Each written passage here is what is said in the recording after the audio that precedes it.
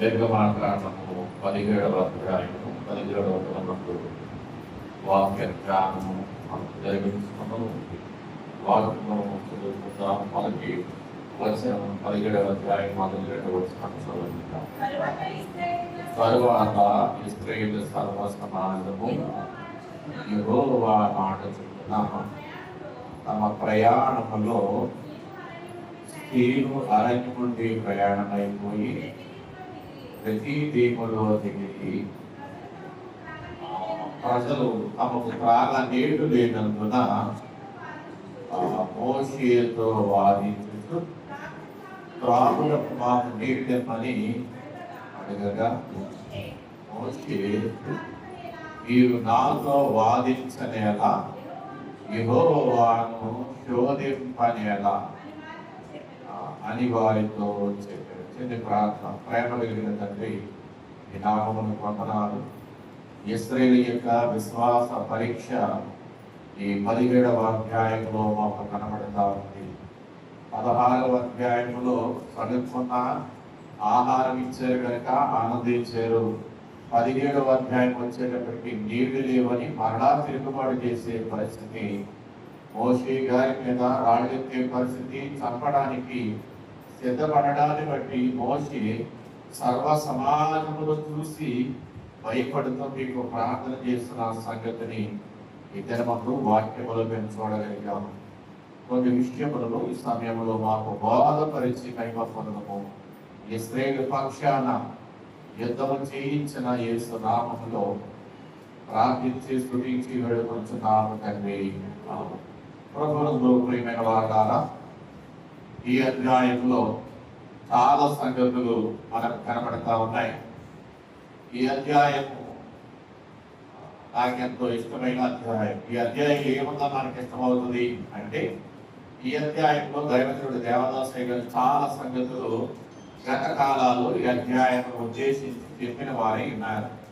అయితే ఈ దినమందు నిన్నటి దినమందు ఆహారం లేదని సడుగుకున్నారు. ఈ దినము కూడా మరలా వారు ఏం చేస్తున్నారు? నీళ్లు లేవని సేవకులతో వాదిస్తా ఉన్నారు. సేవకులతో వాదిస్తూ ఉన్నారు. కాబట్టి ఇక్కడ దైవ గ్రంథము నుండి మనం ఒకసారి ఆలోచన చేసుకున్నప్పుడు, ఇశ్రాయేలు సర్వ సమాజము కూడా మాకు త్రాగుటకు నీళ్లు కావాలి, అరణ్యములో కావలసింది ఆహారము, నీరు, ఇది వారికి తెలుసు. అయినప్పటికీ నిన్నటి దినమందు మనము ధ్యానించిన వాటిలో ప్రభువు తన ప్రసంగంలో చెప్పారు, మీరు వేగను గురించి చింతించవద్దు అని. ఆహారమును గురించి చింతించవద్దు, పానమును గురించి కూడా చింతించవద్దు. మీకు కావలసినవన్నీ మీకు ఇవ్వడానికి పరలోకం కంటే సిద్ధంగా ఉన్నారు. ఆకాశ పక్షులు చూడండి, వాటిని చూస్తున్నా మీకు ఏం రావాలి? జ్ఞానం రావాలి. ఆకాశ పక్షులు అవి విత్తవు, కోయవు, కానీ ఆహారం అద్భుతంగా నేను వారికి అందిస్తున్నాను, వాటికి అందిస్తున్నానని దేవుడు తన యొక్క ప్రసంగంలో ప్రభువే చెప్పారు స్వయంగా. అయినప్పటికీ దేవుని మీద ఎంత విశ్వాసం ఉన్నా కావలసినవన్నీ ఇవ్వకపోయేసరికి అప్పటికప్పుడు వారికి ఏమొస్తుందంటే విసుగుదల, సనుగు, వాదమును బట్టి భేదము అన్నారు అయ్యారు. వాదాలు బట్టి ఏమవుతాయి? ఒకే మాట మీద, ఒకే అంశం మీద ఇద్దరు వ్యక్తులు వాదించుకుంటా ఉంటే ఏమొస్తుందంటే భేదం పెరుగుతుంది. వాళ్ళకంటే ఎడబాటు అనేది ఎక్కువ అవుతుంది. కానీ వాక్యంలో ఈ దినమందు ఇశ్రాయేలు దేవుని మాట విన్నారు అని మొదటి వచనంలో కనబడుతుంది. 17వ అధ్యాయము మొదటి వచనంలో ఏం కనబడుతుంది మనకి? ఇశ్రాయేలీయులు యెహోవా మాట చొప్పున చేశారు. అంటే దేవుని మాట విన్నారు. దేవుని సేవకుల మాట విని కూడా వారు బయలుదేరి వచ్చారు. కానీ విన్నవారే అవసరం రాగానే, అక్కర రాగానే తిరుగుబాటు చేశారు. అవసరం ఏంటి? నీరు అవసరం. అది దేవునికి తెలుసు కదా. దేవునికి ఏ సమయానికి ఏమి ఇవ్వాలో ఆయనకు తెలుసు.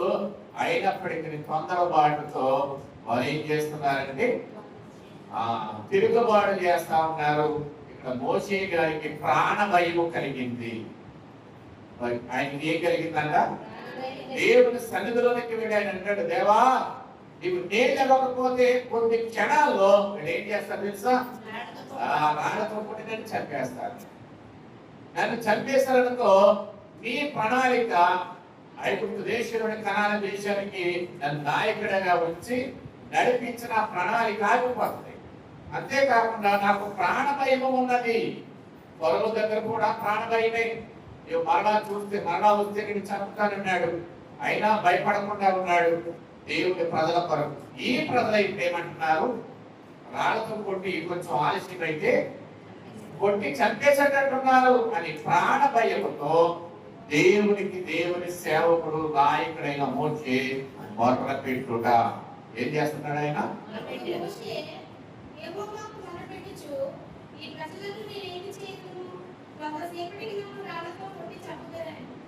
ఇక్కడ చూస్తే ప్రభుత్వం ప్రేమైన వారా, ఈ వచనములో మనకి ఏం కనపడతా ఉంది?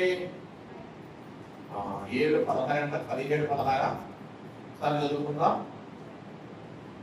17వ అధ్యాయంలో 16 ఒకసారి చూడండి.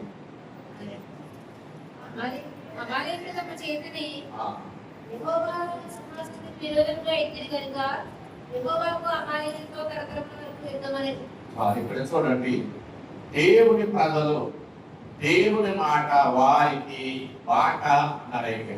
దేవుని ప్రజలకు దేవుని మాట వారికి ఒక బాట. ఆయన ఏం చెప్తారో ఆ మాట ప్రకారమే చేసేవారు. అయినప్పటికీ మార్గములో శత్రువులైన వారు ఉన్నారు. ఆ శత్రువులు ఎవరంటే అమాలేకీయులు అనే ఆటంకదారులు.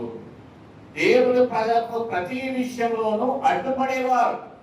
కాబట్టి దేవుని ప్రజలకు అడ్డు వచ్చిన ఐగుప్తులే దేవుడు చంపివేశారు. అడ్డు వచ్చిన సముద్రాన్ని పాయలు చేశారు. ఇక్కడ చూస్తే ఈ అమాలేకీయులు ప్రతి సందర్భంలోనూ దేవుని ప్రజల మీద చెయ్యి ఎత్తుట, అంటే దేవునికి వ్యతిరేకంగా, దేవుని ప్రజలకు వ్యతిరేకంగా వారు ఏం చేస్తారంటే చెయ్యి ఎత్తి యుద్ధానికి సిద్ధపడుతూ ఉన్నారు. ఈ సమయంలో మనం చూడగలిగితే దేవుని మాట వారికి ఏం చేస్తున్నారు? ఒక బాటగా ఏర్పడి ఆ బాటలో వారు ప్రయాణమై సమృద్ధిగా నేలను ఇశ్రాయేలు జనాంగము కాయని సందర్భం మనకు కనబడతా ఉంది. అయితే ఎందుకు వీళ్ళకి దాహం వేసింది అంటే, దైవజనుడు చెప్తూ దేవదాసు గారు అన్నారు, ఎండను బట్టి వారికి ఏం కలిగింది? దాహం కలిగింది. ఎండను బట్టి దేవుడు వారికి అండగా ఉన్నాడు అనే సంగతి గడిచారు. కానీ మోషే మాత్రం ఏం చేశారంటే, ఆ ఎండలో ఎండలో ఒక శ్రమ, ఆ శ్రమలో దాహము వారికి చేరాలి. ఆ శ్రమలో మరి ఏం చేశారంటే దేవుని అండ చేరవలసిన వారు తిరుగుబాటు చేసే పరిస్థితి వచ్చింది.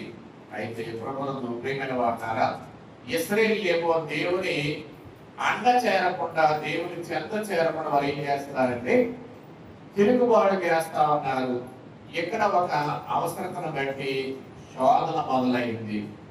యేసు ప్రభు వారి దగ్గర కూడా మత్తయి సువార్త 5వ అధ్యాయంలో 4వ అధ్యాయంలో మత్తయి సువార్త 4వ అధ్యాయంలో అపవాది ఇక్కడ చూడండి, ఆ శోధకుడు ఆయన శోధించు అనే మాట చూస్తాం. ఆహారము కొరకు చాలా ఆకలిగా ఉన్నాం అని చెప్పి ఆ శోధకుడు ఆయనను శోధించు అంటే, ఇప్పుడు యేసు ప్రభు వారికి 40 దినాలు పూర్తయిన తర్వాత ఆకలిని ఆసరా చేసుకొని, ఆకలిని అడ్డు పెట్టుకొని సాతానుడు ప్రభువుతో మాట్లాడుట లేక శోధించుట, శోధన. ఇక్కడ చూస్తే ఇశ్రాయేలు కూడా ఏం చేస్తారంటే నీటిని బట్టి వారు శోధన మొదలైంది. తర్వాత వాదన వచ్చింది. ఈ వాదన మొదలైంది కనుక ఇక్కడ దేవుడు కూడా ఆలోచన చేసుకున్నాడు. మోషేతో వారు వాదిస్తా ఉంటే వారితో మోషే వాదించకుండా దేవుని చెంతకు చేరాడు. దేవుని చెంతకు చేరాడు. ఈ విషయాన్ని అపోస్తలుడైన పౌలు గారి ఎబ్రియయులకు రాసిన పత్రికలో 11వ అధ్యాయం 27వ వచనం మనం చూస్తే, అక్కడ వ్రాయబడుతూ ఉంది, విశ్వాసమును బట్టి అతడు అంటే మోషే గారు అదృశ్యమైన వాటిని చూచుతున్నట్టు. అంటే ఇతడు ఎలాంటి వాడు అంటే స్థిర బుద్ధి కలిగిన వాడు. చంచల బుద్ధి కలిగింది, స్థిరమైన బుద్ధి, దేవుని మీద ఎప్పటికీ మారని బుద్ధి, మారని విశ్వాసం, స్థిరమైన బుద్ధి అనేది దైవజనుడు చెప్తూ, ఈ స్థిర బుద్ధి లేక ఇశ్రాయేలు వాదనకు దిగారు. స్థిర విశ్వాసం లేని వారు వాదనకు వస్తారు. స్థిరంగా విశ్వాసంలో ఉండేవారు సైలెంట్ గానే ఉంటారు. వాదన చేస్తున్నారు అంటే వారిలో ఏమీ లేదన్నమాట. స్థిరమైన విశ్వాసము, స్థిరమైన బుద్ధి వారికి లేదు అని మనం గుర్తించాలి. ప్రభుత్వంలో ప్రేమైన వారు ఇక్కడ ఈ దినమందు ఈ యొక్క పంటలు పట్టమని దేవుడు మోషేకు తెలియచేయుట, అక్కడ వారికి కొంత అండ. ఇక్కడ మనం చూస్తే 3 విషయాలు దైవజనుడు చెప్తూ, అండ, బండ, పండ. ఏంటంటే అండ. దేవుడు వారికి అండగా ఉన్నాడు. నాయకుడైన మోషే కూడా అండగా ఉన్నాడు. అండ తర్వాత దేవుడు ఇప్పుడు బండను చూపించాడు. ఆ బండ ఏం చేసిందంటే కొండంత బలాన్ని ఇచ్చిందంట. బండ బలాన్ని ఇవ్వడం ఏంటి? మాకు కొండంత అండండి అయినా అంటారు కదా, కొండంత అండవాడు అంటే కొండ ఎంత బలంగా ఉంటుందో మీ వెనక మీకు బలాన్ని ఇచ్చేవాడు, ధైర్యాన్ని ఇచ్చేవాడు మీకు ఎందుకు అలా ఉండండి. మేమున్నాము. కొంతమంది మాటలతో ఏం చేస్తారు? ధైర్యపరుస్తారు. అయితే ఇశ్రాయేలుకు అట్టి ధైర్యాన్ని దేవుడు ఇచ్చేవి. అయితే ప్రభుత్వంలో ప్రియమైన వారి ద్వారా పాత నిబంధనలో మోషే బండను కొట్టుట, ఈ బండ నుండి మధురమైన బలమైన జలములు ప్రజలైన వారికి వచ్చారు. ఆ నీరు త్రాగారు, బలము పొందారు. అయితే ప్రభుత్వంలో ప్రియమైన వారి ద్వారా క్రొత్త నిబంధనలో ఈ బండ, పాత నిబంధనలో బండ, క్రొత్త నిబంధనలో బండ. ఈ అధ్యాయంలో 17వ అధ్యాయం మనకు బండ కనబడుతుంది. ఈ బండను కొట్టగా ప్రజలకు తాగడానికి నీళ్లు వస్తాయని దేవుడు చెప్పుట మనకి ఈ అధ్యాయంలో, ఈ 17వ అధ్యాయం నిర్మాణంలో మనకు కనబడతా ఉంది. అయితే ప్రభువు కూడా అన్నారు, నేను బండను. పౌలు గారి ద్వారా ఈ 1 కొరింథీ పత్రిక 10:5 వచనంలో అందరూ ఆత్మ సంబంధమైన బండలోనివి 4వ వచనం అన్నాడు, ఆ బండ క్రీస్తే అని. ఆ బండ ఎవరయ్యా అంటే ఈ నిర్గమకాండం 17వ అధ్యాయంలో ఇక్కడ కనబడుతున్న బండ ఎవరు అంటే యేసు ప్రభువారే. అందుచేత ఈ యేసు ప్రభువు వారు పాత నిబంధనలో ఆయన ఇశ్రాయేలు సర్వ సమాజానికి ఏమి తీర్చారంటే దప్పిక తీర్చారు. అయితే యాకోబు బావి యొక్క, యోహాను సువార్త 4వ అధ్యాయంలో బావి యొక్క సమరయ స్త్రీ యొక్క దాహము తీర్చుట. ఇక్కడ చూడండి, మనకు కూడా దేవుని యొక్క వాక్య జలము బాగుగా త్రాగండి. దేవుని యొక్క వాక్యము జలము, దేవుని యొక్క రక్తము మీరు త్రాగండి. పాప శుద్ధి, ఇది వాక్య శుద్ధి. వాక్యమును బట్టి మనకు శుద్ధి చేయబడతాం. రక్తమును బట్టి మనకు పాప క్షమాపణ కలుగుతుంది. ఈ బండలో నుండి 2 వచ్చాయి. ఒకటి నీరు వచ్చింది. ఈ నీరు లేక ఈ జలం ఏం చేసిందంటే బండలో నుండి జలము వచ్చేను, బలము వచ్చేను, జయము వచ్చేను. 3 విషయాలు ఇక్కడ మనం గమనించాలి. బండలో నుండి జలం అంటే నీరే కదా. ఈ బండలో నుండి ఏమొచ్చాయి? జలము వచ్చింది. ఆ జలము త్రాగిన ఇశ్రాయేలుకి ఏమొచ్చింది? బలము వచ్చింది. బలమును బట్టి వారికి యుద్ధములో జయము వచ్చెను. అందుచేత దేవుని ప్రజలైన వారికి వాక్య జలము బాగుగా త్రాగండి. బైబిల్ బాగా చదివితే మనకు దర్పక తీరుతుంది. బైబిల్ బాగా చదివితే ఏం చేస్తుందట? దప్పిక తీరుతుంది.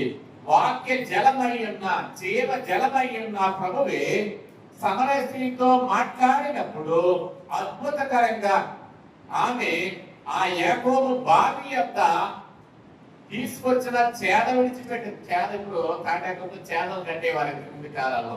మరి ఇక్కడ మాట వాడుతూ చేద విడిచాను, ఆ కొండ విడిచాను, తోడిన నీరు విడిచాను. తాను ఎందుకు వచ్చిందో మొత్తం మర్చిపోయిందట. యేసయ్య మాట ఆమెకి ఏం చేస్తుంటే, లోతైన బావిలో నుండి కొంత నీరు తోడిన తర్వాత ప్రభు అడిగారు. అడిగిన ప్రభు ఆమె చూడలేదు. ఎందుకంటే యూదులైన వారు సమరయులతో సాంగత్యము చేయరు. అందుచేత యూదులైన వారితో మనకేంటి, మన మీద మనం చేసుకుందాం అనుకుంది. అయినా ప్రభువు యూదులైన వారు సమరయులతో సాంగత్యము చేయరు, వాళ్ళు ఇచ్చింది తీసుకోరు. ఇక్కడ వారికి ఎడబాటు కనబడతా ఉంది. ప్రభు ఏం చేశారంటే ఎడబాటును తొలగించి సమానతత్వాన్ని కలిగించడానికి ప్రభువు ఆ సమరయ స్త్రీతో మాట్లాడుతూ ఉన్నారు. ఆమె యేసు ప్రభు వారితో మాట్లాడుతున్న సందర్భంలో మెస్సయ్య వచ్చినప్పుడు మాకన్నీయు తెలుస్తాయి. ఆ మెస్సయ్యను నేనే అన్నారు ప్రభు. నేనే అనే మాట సమరయ స్త్రీ యొక్క దప్పిక తీర్చెను. నేనే అనే మాట సమరయ స్త్రీని రక్షించాను. నేనే అనే మాట సమరయ ప్రాంతం అంతటినీ రక్షించాను. ఆ ఒక్క మాట ఏమైంది? గుండెల్లో నాటిపోయిందండి. మాట ఏ మాట? దేవుని మాట. మనకి మనుషుల మాటలు నాటుకుంటాయి, గుండెల్లో పెరుగుతూ ఉంటాయి. కొన్ని మాటలు ఎక్కడ మర్చిపోతామంటే గుండెలు ఏమవుతున్నాయి, పెరుగుతూ ఉంటాయి. కళ్ళు దష్టపడితే కళ్ళు ఎలా పెరుగుతుందో అలా పెరుగుతూ ఉంటాయి. సమరయ స్త్రీకి యేసయ్య మాట ఏమైంది అంటే గుండెల్లో భద్రము చేసుకోగలిగింది. దూత మాటలను మరియ తన హృదయంలో భద్రత చేసుకున్నట్టు మెస్సయ్య అనబడిన యేసయ్య మాట సమరయ స్త్రీ ఏం చేసిందంటే తన హృదయంలోనికి తీసుకుంది. తన యొక్క హృదయ దాహం తీరిపోయింది. ఇక జీవితంలో ఎప్పటికీ ఇక దాహం లేదు. ఎందుకు అంటే ఆ జీవ జలములను ఏం చేసింది? త్రాగింది. ప్రభునందు ప్రియమైన వాళ్ళారా, ఇశ్రాయేలుకు బండలో నుండి నీరు అందించిన ప్రభు ఈ దినమందు సమరయ స్త్రీకి యాకోబు బావిలో నుండి నీరు తోడుకుంటుంటే త్రాగుతుంది కానీ దెబ్బకేస్తూనే ఉంది. కానీ ఈ దినమందు సమరయ స్త్రీ యొక్క జీవితంలో అద్భుతము నేనే అనే మాట, మెస్సయ్యాను నేనే. ఆ మెస్సయ్య కొరకే వారు ఎదురు చూస్తున్నారు. ఆమె కూడా విశ్వాసే, ఆమె కూడా దేవుని ఎడల నమ్మకమైనది. అయినప్పటికీ దేవుని మీద ఆశ పెట్టుకుని ఎదురు చూస్తున్నారు మెస్సయ్య కొరకు. ఆ మెస్సయ్యను నేనే అనే మాట సమరయ స్త్రీ యొక్క దప్పికేసింది, తీర్చివేసింది. దప్పిక తీరింది కనుక కొండలు మరిచింది, చేదలు మరిచింది, ఎందుకు వచ్చిందో మర్చిపోయిందట. ఇప్పుడు ఏం మర్చిపోలేదు, నాకు దప్పిక తీరిపోయింది. ఇలాంటి దప్పిక ఊళ్ళో చాలా మంది కలిగి ఉన్నారు. నేను యేసయ్యను చూశాను, నేను చేసినవన్నీ నాతో చెప్పిన వారిని నేను చూశాను, నేను ఏమేం చేశాను అన్ని చెప్తున్నాడు ఆయన. ఆయన మెస్సియాను చూశాను, మీరు కూడా చూదురుగా రండి అని గ్రామం అంతటిని మెస్సయ్య యొద్దకు నడిపించగలిగిన స్త్రీ అన్నారు. అందుచేత ఆ ఒక్క స్త్రీ తన జీవితంలో యేసయ్య మాటకు లోబడితే గ్రామంలోని ప్రతి వారు ఆమె మాటకు లోబడ్డారు. చూస్తారా, మీరు దేవుని మాటకు లోబడితే మీ యజమానులు, మీ బిడ్డలు, మీ బంధువులు, మీ స్నేహితులు అందరూ ఏమవుతారు? మీ మాటకు గౌరవిస్తారు, కనీసం లోబడతారు. ఇప్పుడు సమరయ స్త్రీ ఎంత గొప్పదైపోయిందో చూడండి. యేసయ్య మాట నమ్మడాన్ని బట్టి అది ఏమైంది? గొప్పదయ్యను అంటూ దైవజనుడు అన్నారు. ఈమె 12 మంది శిష్యులు కనబడుతున్నారు కానీ 13వ వ్యక్తి ఈమె అన్నారు. అంటే ఈమెకు శిష్యుల అంతస్తు ఇవ్వచ్చు. శిష్యులైన వారు కూడా అనేక మందిని రక్షించి ప్రభువులకు నడిపించారు.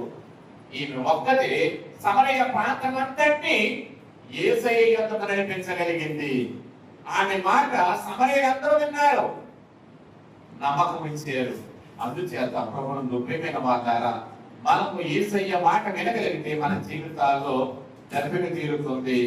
ఇక్కడ మనం ఆలోచన చేస్తే ఈ బండ నుండి నీరు వచ్చింది, ఈ బండ నుండి ఏమొచ్చింది? బలం వచ్చింది, జయం వచ్చింది. ప్రభువునందు ప్రియమైన వారారా, ఈ దినమందు దైవ గ్రంథంలో మనం ఆలోచన చేసుకుంటే ఈ బండ బలమైనదిగా మనకు కనబడతా ఉంది. ఈ బండ మీద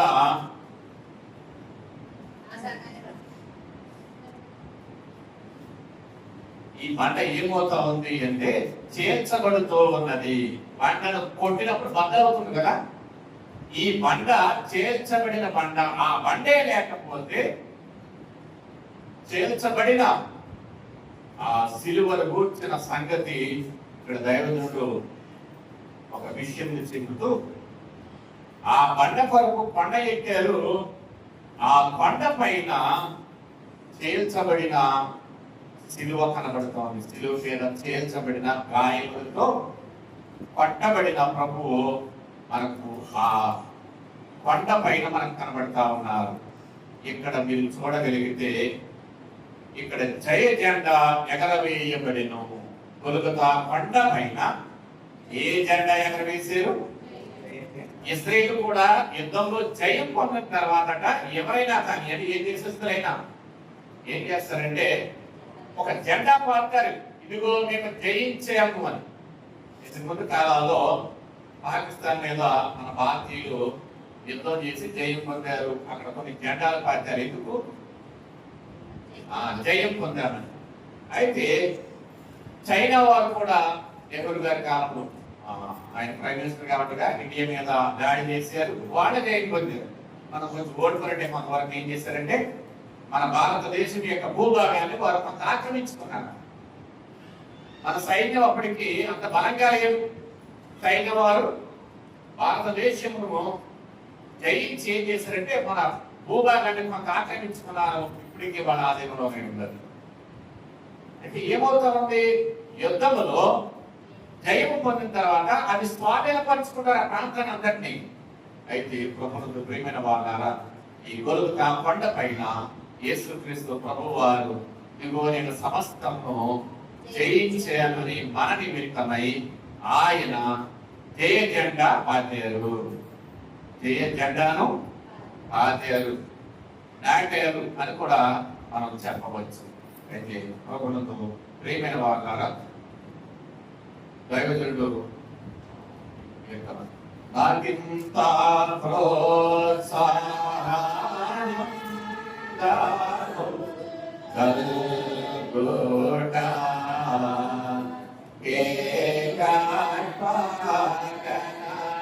ఏకాత్మకమైన ఏదో వైద్యో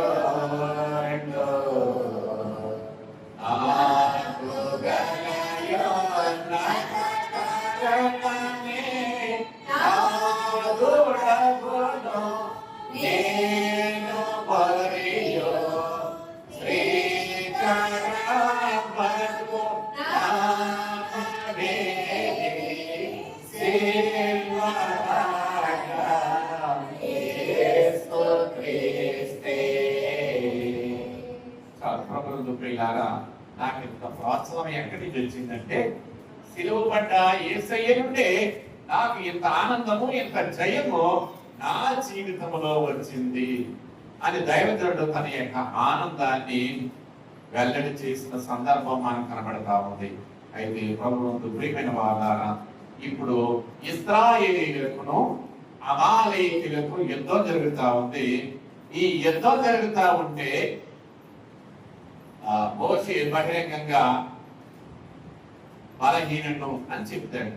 కానీ దేవుని దృష్టిలో ఆయన బలవంతుడు అని దేవుడు అంటున్నాడు. మోషే ఏమంటున్నాడు? నేను బలహీనుడిని, ఎవరిని పంపాలనుకున్నా వాడిని పంపని ముందే చెప్పాడు. నేను బలహీనుడిని అంటున్నాడు. బలహీనుడు బలమైన ప్రార్థన చేస్తున్నాడు. ఆ సంగతి దేవుడికి తెలుసు. ఇప్పుడు దేవుని దృష్టిలో మోషే అనే ఆ నాయకుడు, ప్రార్థనాపరుడు, గొప్ప నాయకుడు, బలవంతుడు.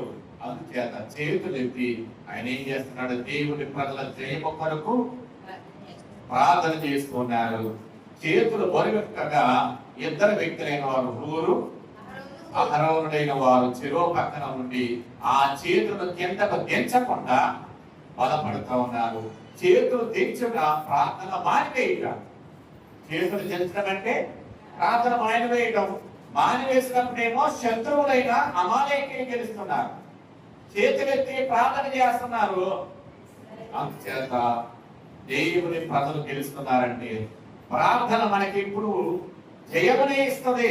ప్రార్థన మానివేస్తే మన జీవితంలో అన్ని అపజయాలు చూడవలసిన పరిస్థితి ఏర్పడుతుందట. అందుచేత ప్రభువుకు ప్రియమైన వాళ్ళారా, ఇక్కడ మీరు చూస్తే మోషే అప్పటికే వృద్ధుడవుతా ఉన్నాడు, అవునా కదా? ఆ వృద్ధులు ప్రార్థన చేస్తారు అన్నారు దైవజనుడు. ఏం చేస్తారట? ప్రార్థన. వృద్ధుల యొక్క ప్రార్థన బలంగా ఉంటుంది. శరీరం బలహీనమే కానీ ప్రార్థన అనుభవంతో కూడిన వాగ్దానం వ్యక్తి ప్రార్థన చేస్తారు కనుక ఈ వృద్ధుడు ప్రార్థన చేస్తున్నాడు. ఇశ్రాయేలుకు జయము వస్తుంది. సంఘములోని పెద్దలైన వారు ఏం చేయాలంటే బలమైన ప్రార్థన చేయాలా? రాలేకపోతుంది. అంటే ఏం చేస్తాం అనే ఆలోచన. మీరు ప్రార్థనా యోధులైతే, ప్రార్థనా వీరులైతే, ప్రార్థనా శూరులైతే అసలు ఇలా చేసాం అలా నెరవేరిపోతుంది అనుకుని బయటకి చెప్పడం కాదు. ఏం చేయండి? దేవుడు బలమైన ప్రార్థన చేస్తూ బలపడండి. ఇక్కడ యవనస్తులైన వారు ఏం చేస్తున్నారు తెలుసా? యుద్ధం చేస్తున్నారు అన్నారు దేవుడు. వృద్ధులేమో ప్రార్థన చేస్తున్నారు, యవనస్తులేమో యుద్ధం చేస్తున్నారు. వృద్ధులు చేస్తున్నారు ప్రార్థన, యవనస్తులకు బలాన్ని ఇస్తుంది. అందుచేత దేవుడు వారికి జయాన్ని ఇస్తున్నాడు. అంటే ఎవరు చేసే పని వాడు చేయాలా? ఎవరు చేసే పని వారు చేస్తేనే కార్యము జరుగుతుంది. ప్రభునందు ప్రియులారా, ఇదంతా యుద్ధములో జయం పొందడానికి ప్రార్థన సెలవే అన్నారు. ప్రార్థన నీ సెలవే అని అంతా నీ సెలవే అంటారు చూసారా? ప్రార్థన సెలవ. వికటమైన ఎండల నుండి ప్రార్థన చేస్తే దేవుడు చల్లదనాన్ని అనుగ్రహించినట్టు ఒకవేళ మన జీవితంలో బలహీనతల ద్వారా పడిపోతున్నామేమో, దేవుని మందిరానికి రాలేకపోతున్నామేమో, ఇక్కడ దైవజనుడు మరో విచారమైన కీర్తనలో 72వ కీర్తనలో 44వ చరణంలో ఆయన పడినను పడిపోతే అనవద్దు అని ఆ చరణములో పడినను పడిపోయినంటే లేవలేకపోతానేంటి, భక్తిలో విశ్వాసంలో పడిపోయాను అని అంటారేమో. వడిగానేమో పడిపోయినా వడిగా త్వరగా లేవాలి. లేచిన తర్వాత ఒకవేళ లేవకుండా అలాగే ఉంటేనట సాతానుడు నా దగ్గరికి వచ్చి సాయం చెప్తాడు నీ గురించి. ఎంత గొప్పనవావండి, ఎంత గొప్పనవావండి. సాతానుడు వెళ్ళి ఏం చేస్తాడంట? మనమే చెప్తాం. మనం ఎక్కడైనా చెప్తాను అంటే అయ్యాడు సాతానుడే మన మీద దేవునికి ఏం చెప్తాడు? ఆవిడ దగ్గర ఎంత డాక్టర్ మీద ప్రార్థన పడిపోయింది. నువ్వుతుందా ప్రార్థన చేస్తుందా? నేను చూస్తున్నాను ఇవన్నీ. ఆవిడ రాకుండా చేసింది నేనే అని చెప్పి సాతానుడు మళ్ళా దేవుడి దగ్గరికి ఏం చేస్తాడంట? సాడేవి చెప్పే పరిస్థితి ఉంటుంది. కాబట్టి ప్రభువుకు ప్రియమైన వాళ్ళ ఒకవేళ శారీరక బలహీనతలో, ఆత్మీయ బలహీనతలో మనము ఒకవేళ పడిపోతే వడిగా లేవడానికి ప్రయత్నం చేయాలి. అయితే ఇక్కడ కొన్ని విషయాలు దైవజనుడు చెప్పారు. మనం ఒకసారి రాసుకోగలిగిన వారు రాసుకోవచ్చు. ఒకటి మాట -20 బాట. అదే లైన్లో మాట, బాట, ఓట, వేట 4 వచ్చేయా? వచ్చేయమ్మా. మాట, బాట, ఓట, వేట. ఇక్కడ 2వ దాంట్లో దేవుడు వారికి అండ, కొండ, మూడవది బండ, నాలుగవది జెండా, జై జెండా. ఇక్కడ చూడండి, ఇవన్నీ నేను ప్రసంగం చెప్పేసినవి మన ఎక్స్ప్లెనేషన్ లో దైవజనులు ఈ మాటలు అత్యంత క్లుప్తంగా చెప్పారు. ఇక్కడ మనం చూస్తుంటే అండగానున్న బండ, అండగానున్న బండ, దప్పిక తీర్చిన బండ, నిలకడనిచ్చిన బండ. ఎండను బట్టి దేవుని అండ చేరాడు మోషే. ఎండను బట్టి అంటే శ్రమ, ఎండను బట్టి దేవుని అండ చేరాడు మోషే. అండ చేరుటను బట్టి కొండ ఎక్కాడు. అండ చేరడాన్ని బట్టి ఎక్కడికి ఎక్కాడు ఆయన? కొండ ఎక్కాడు. కొండ ఎక్కుటను బట్టి, మూడవది కొండ ఎక్కుటను బట్టి బండను కొట్టాడు. కొండ ఎక్కుటను బట్టి బండను కొట్టాడు. నాలుగవది బండను కొట్టుటను బట్టి నీరు వచ్చినది సమృద్ధిగా. ఐదవదిగా ఆ నీరును త్రాగిన వారు జై జెండాను ఎగురవేశారు. మన అన్ని విషయాలు జైవ పొందుతూ ఆయన మహామహిమ కలిగిన రాకట్టు తండ్రి మనం సిద్ధము చేయను గాక. కృప కలిగిందండి. వాక్యము ఆయన హృదయంలో భద్రం చేసి మీరే మాకు అన్ని విషయములు జయమును అనుగ్రహించి మహిమ పొందున్నాయి. ఇశ్రాయేలుకు ఈ దినమందు జయమించిన యేసు నామములో ప్రార్థించి వేడుకొంచున్నాము తండ్రి.